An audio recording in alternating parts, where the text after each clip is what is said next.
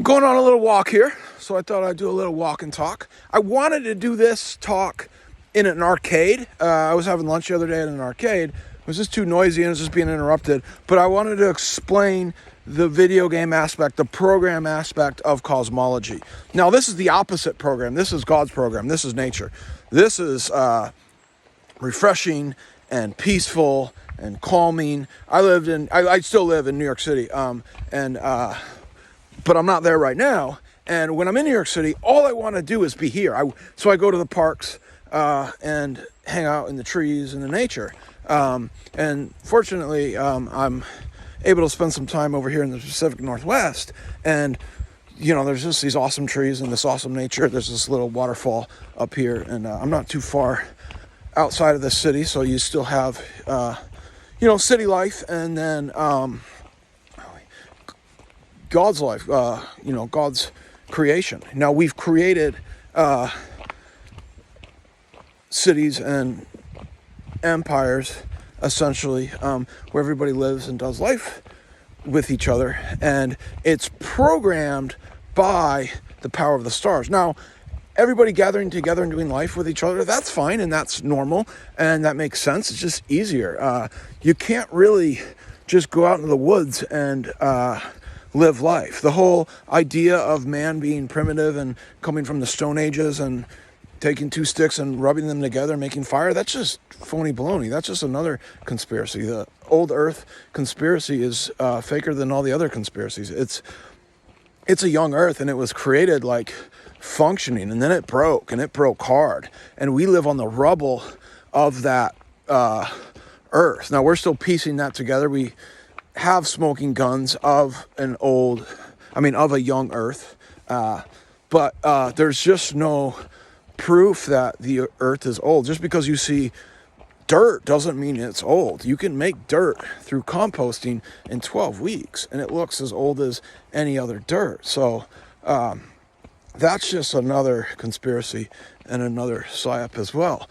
But the video game psyop, the video game world is vampirism. It's giving you a program, then you live in that program, and then you enjoy, your energy, your emotions through that program, through being player number one and shooting people and running around in a programmed world that was given to you by a video game programmer. And that's what heliocentrism is. That's what the solar system is. It's replacing God's natural creation with a fake version of it, so it comes from them. Now, we don't know what the exact creation is. We do know it's a flat plane, and we do know it's triangulation of energy. And we know the Masons and stuff teach that through their symbolism and through their rituals. And they do it to then understand that you can create programs through harnessing the energy. Heliocentrism is then given to us. So then in that world, we live in that world. We live in that program. We live in that video game. I went the wrong way. I'm going to this waterfall. It's this way. I was talking to you guys and I lost track of where I was going. But yeah, so people like the program.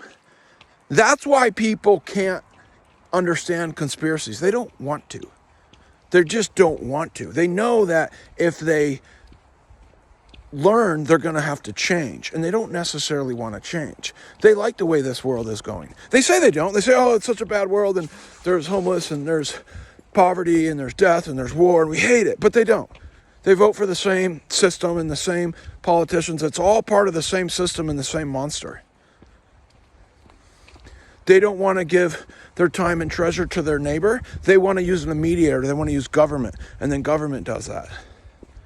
They don't have any problem giving money to government if they're going to fly to this thing called outer space and then put a flag or do a doom buggy or shoot some golf clubs on the moon. They don't mind doing that. Because, their hopes and dreams can become alive on a different planet, a plane for your mind. It's just a net. It's just a system. And the people that understand systems understand how to program you. They kind of know it's a lie. They have to understand that it's a magic trick. They have to understand that it's alchemy. Otherwise, they'll get lost in it and they won't be the programmer anymore. They won't be in charge. They understand that money's fake. Guys like Warren Buffett have to run some businesses at a loss and other businesses get to recoup that loss. And it's just time for him. He's just giving us his time. He can make all the money in the world. It doesn't mean anything to him. That's why he wants to put microchips in people, so then we give him our time. And then we don't really get anything from it. We trade him our time, and then we get our food, shelter, and water through our time. And then he gets rid of the mediator, he gets rid of the symbol, he gets rid of the mark, and then the mark of the beast becomes the beast itself. It becomes man. That's the end game. That's the big goal, is to have a system where the mark is yourself, where the energy is yourself, and then you give them your energy, and then you bow down to their system by just working a slave job, and you don't get money, and then you don't get to choose your life. You have to do what they tell you. And we've been living in versions of that for quite some time. And people want the video game world. This isn't the coolest hike I've ever been on. This is a kind of a puny waterfall, but it is refreshing. I bartend for a living, and I'm around people all the time, and I have to, please people and make them happy no matter what. And I don't look for people to make me happy. I don't look for God to make me happy, but I do need like a recharge. I do need a refresh. And little things like this, little things of nature make me recharge. Now, other people go to the video game world for that recharge.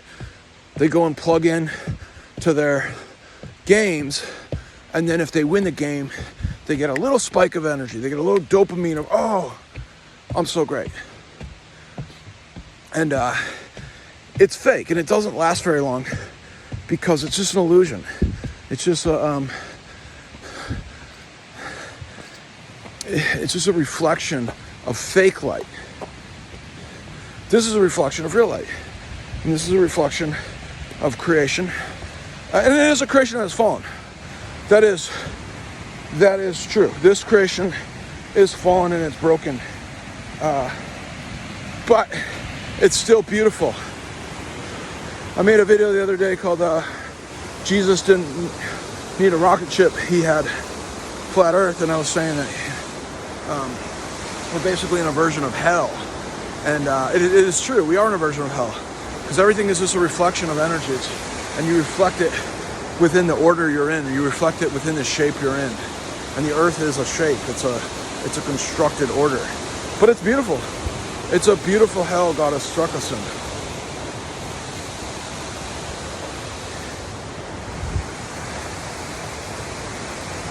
Anyways, I'm gonna hang out and just chill out, but I wanted to talk to all you guys as I recharged and remember that God's program is way better than the video game program. That energy, the joy of the basketball game and the sports and the entertainment, it's fleeting. It leaves really fast. This energy stays with you and lingers for a really long time, and it recharges you and refreshes you, and makes you feel whole. It's awesome. But you don't want to worship it either. You don't want to get into worshiping this. This is not what we live for. This is just what we live in, and it's a good way to spend your time.